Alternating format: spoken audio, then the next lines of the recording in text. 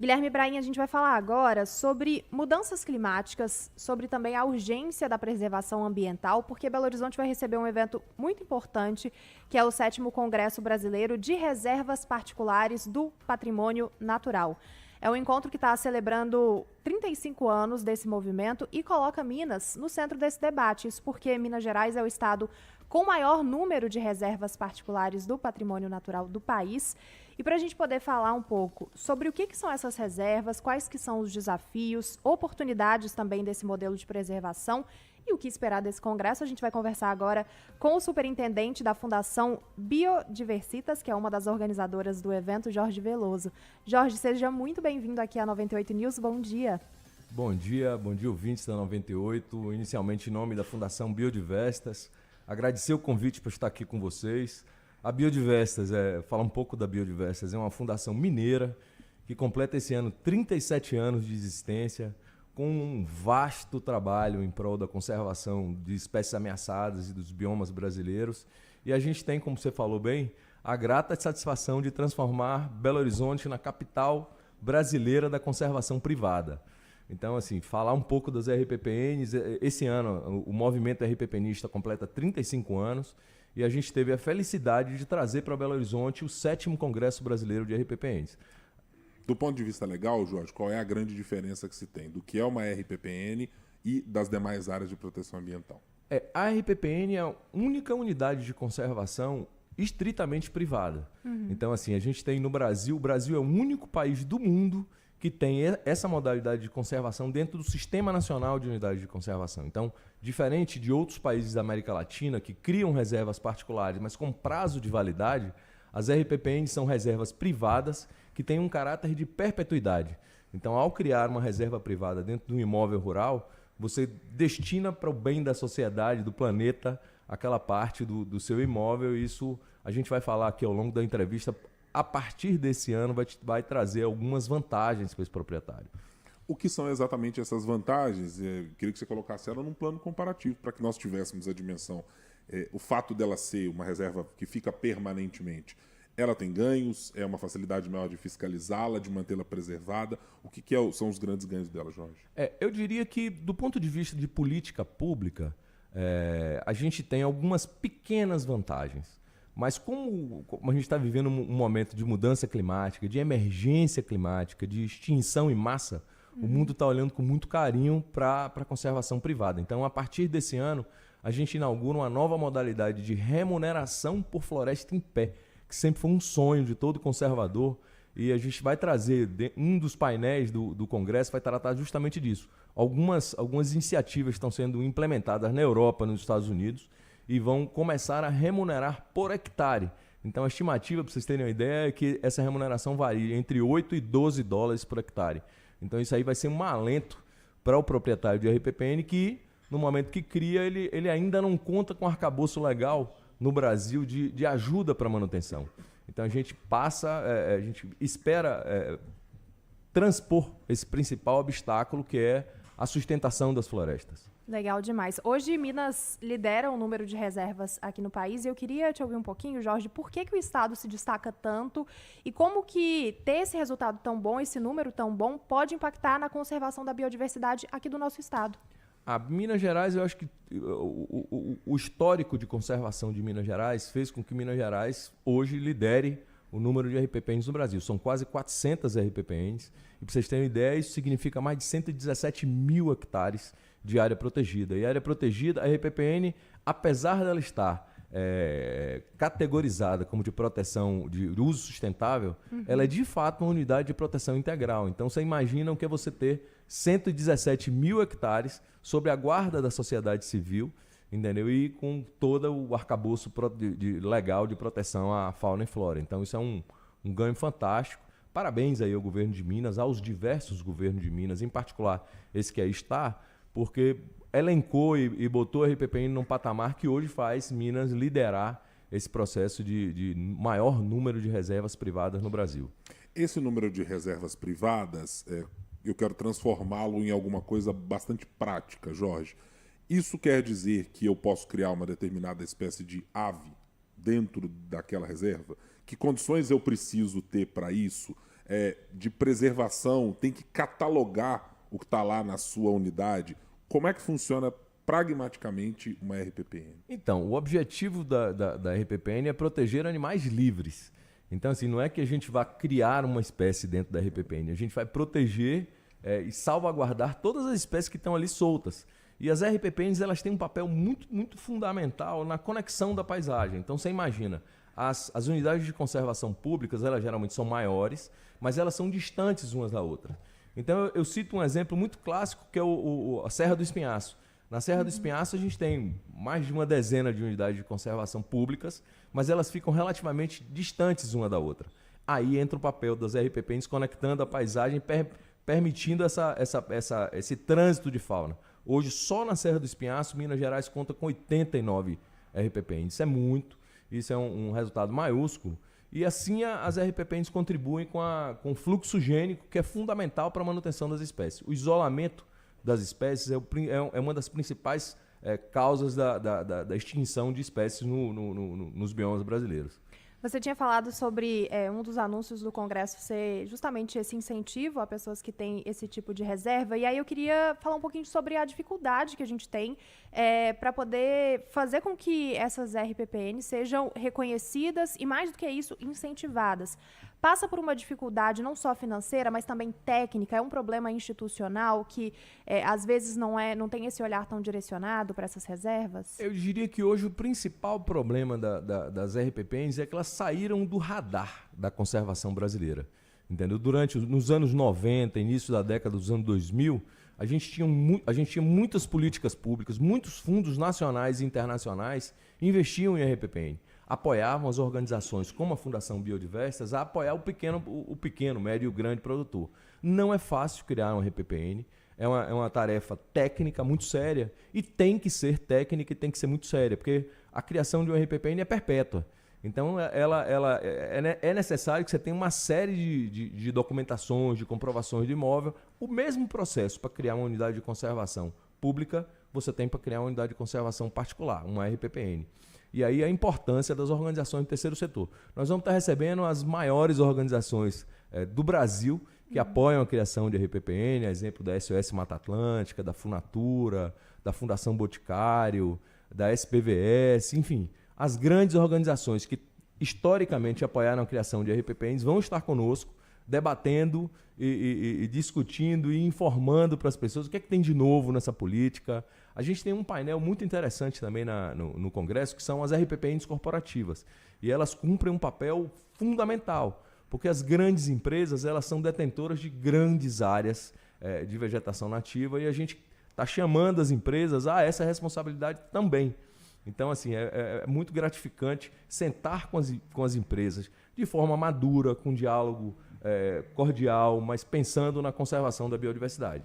Como é que isso se dá na divisão das instâncias, governo federal e governo dos estados? Cada um tem que parcela de fiscalização, de definição da criação de uma RPPN e depois dela criada, no acompanhamento se as atividades estão efetivamente acontecendo por lá. Então, pergunta bem interessante. O processo de criação da RPPN ela pode acontecer nas 3 esferas de governo. Você pode dar entrada no processo e ele ser reconhecido na esfera federal, via ICMBio. No caso de Minas Gerais, você pode dar entrada pelo IEF, na esfera estadual, e alguns municípios têm legislação específica para a criação de RPPNs municipais. Então, essa divisão de fiscalização e de acompanhamento é feito de acordo com a esfera de poder onde você dá entrada. Você dá entrada, você opta por criar uma RPPN federal, a fiscalização vai ficar a cargo do ICMBio e do IBAMA. Se for estadual, pela Secretaria de Estado de Meio Ambiente, se for municipal, pela Secretaria Municipal de Meio Ambiente. Mas, do ponto de vista da conservação, qualquer uma das esferas elas são muito importantes, porque o objetivo final é conservar a biodiversidade. Jorge, estamos aí há alguns meses de COP30 aqui no Brasil. E aí eu queria te ouvir também o que o Brasil tem a mostrar para o mundo quando a gente está falando sobre conservação privada. O que as RPPNs trazem para esse debate? Eu acho que o Brasil vai com muito orgulho para a COP, mostrando as RPPNs, porque, como eu falei anteriormente, o Brasil é o único país do mundo onde a conservação privada está previsto dentro do Sistema Nacional de Unidade de Conservação. Então, isso é um ganho muito grande E assim, as RPPNs, pelo número, pela magnitude delas, elas realmente são um grande resultado. No Brasil, a gente tem em torno de 2.100 RPPNs, que protegem mais de 870 mil hectares de área. E com uma diversidade de espécies, tanto de fauna quanto de flora protegida. Então, assim, é com muito orgulho que a gente fala de RPPN no Brasil. E é um case para o mundo. A Biodiversas vai participar mês que vem de um encontro em Cali, na Colômbia, com mais de uma dezena de organizações não governamentais que trabalham conservação privada, e a gente vai com muito orgulho levar o case das RPPNs, porque é um case para ser replicado mundo afora, e eu tenho certeza que isso vai ser muito bem representado na COP. A Biodiversas vai estar na COP, e a gente está levando esse recado para o mundo que temos problemas? Temos incêndios? Temos desmatamento? Mas temos também uma sociedade civil engajada na conservação e a sensibilização de algumas empresas que estão começando a entender a importância da conservação privada. O senhor falou sobre um cenário, Jorge, melhor em outros anos. Eu queria lhe perguntar sobre caminhos. Onde é que está, se é que temos desenhado alguma chave para atrair novamente o setor privado para um entendimento melhor de geração de fontes de financiamento, de encontrar, seja no cenário nacional, no municipal ou no internacional? Essa pergunta é bem legal, porque, assim, como eu falei,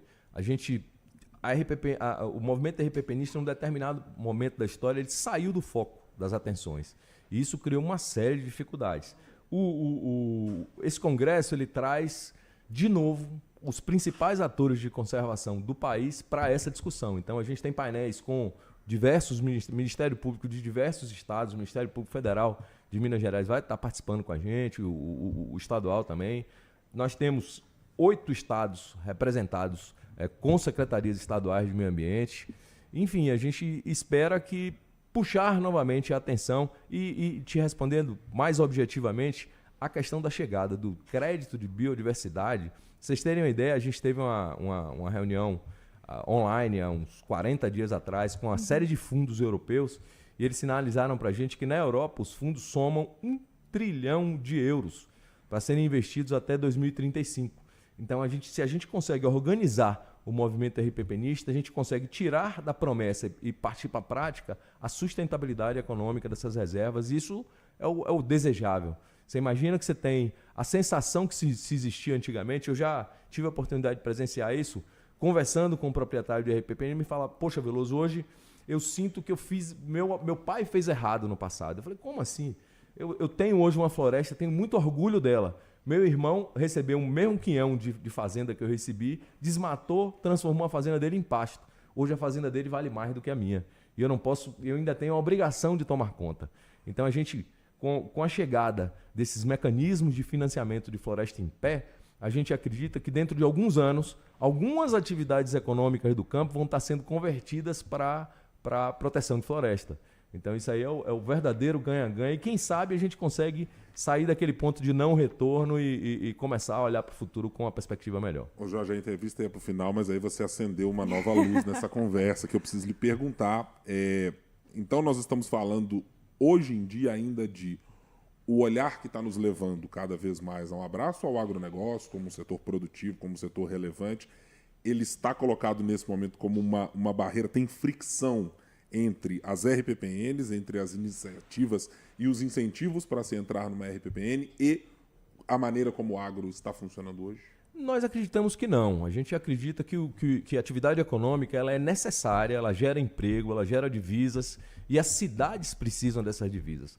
A gente só abre a discussão para dizer, olha, é possível conservar, gerar renda, gerar receita para os municípios, para o Estado, para a União, fazendo conservação. E assim, a gente imagina que o ser humano é um dos milhões de indivíduos que nasceram nesse planeta. Então a RPPN o RPPNista olha para essa diversidade de fauna, flora, imaginando que nós somos mais um. Então se nós somos mais um, nós temos a obrigação e comandamos essa bolinha azul que a gente chama de planeta Terra, a gente tem a obrigação de garantir a coexistência harmoniosa entre todos os seres. E assim, isso do ponto de vista biológico, do ponto de vista econômico também. Então a gente tem orgulho de dizer, estamos recebendo no Congresso grandes mineradoras que têm áreas, a gente não quer, do ponto de vista da biodiversidade, nós não vamos nunca trabalhar com licenciamento, mas nós precisamos discutir com agro, com a mineração, com o setor sucroalcooleiro, que são detentores de grandes áreas, com o setor florestal brasileiro. Vou citar só um número para chamar a atenção de vocês da importância de dialogar com o setor econômico. Nós estamos recebendo o IBAR, o Instituto, a Indústria Brasileira de Árvores, que representa todo o segmento florestal, e Minas Gerais é o estado com maior área florestal de floresta plantada do Brasil. Somente o setor florestal brasileiro tem de área protegida de vegetação nativa 6.900.000 hectares. Então, como que nós fazemos conservação e não dialogamos com o segmento econômico? Precisamos sim ter um diálogo maduro, onde a relação seja construída de forma de ganha-ganha. Então, assim, o que é que a gente traz de novo para essa discussão? Hoje, a gente já está projetando para as empresas que, dentro de muito pouco tempo, a gente vai conseguir quantificar o valor da biodiversidade e proporcionar que isso possa ser incluído no balanço das empresas. Isso é uma virada de chave, porque se eu tenho 1.000 hectares de floresta e isso vira um ativo financeiro lançado no balanço da minha empresa, eu começo a olhar isso de uma forma diferenciada. Legal demais. Superintendente da Fundação Biodiversitas, Jorge Veloso. Jorge, muito obrigado por essa conversa. Eu saí com um monte de perguntas assim para entender e saí muito bem esclarecido da entrevista, entendendo o quanto isso tem valor para gerar. E que bom que vocês estão fazendo o trabalho de atrair e trazer as empresas para conversar, né? Para que elas também participem disso. Criar a antítese não é solução. Não, certamente não é. Obrigado, Jorge, pela presença aqui. Gente, a gente agradece demais. Convidar toda a sociedade mineira, os ouvintes da 98, para que acompanhem o Congresso. A gente vai fazer essa transmissão também online, porque apesar do Congresso ser um grande congresso de 600 pessoas, 600 participantes, a gente já está com as inscrições encerradas para o Congresso e com a fila de espera de 200 pessoas. Então, é um sucesso o evento, mas a gente optou por fazer a transmissão online para que todo mundo possa acompanhar e se alegrar conosco com as boas novas da conservação no Brasil. Dia Muito 22 obrigado. e 23 de julho no Minas Tênis Clube. Exatamente. Todos convidados.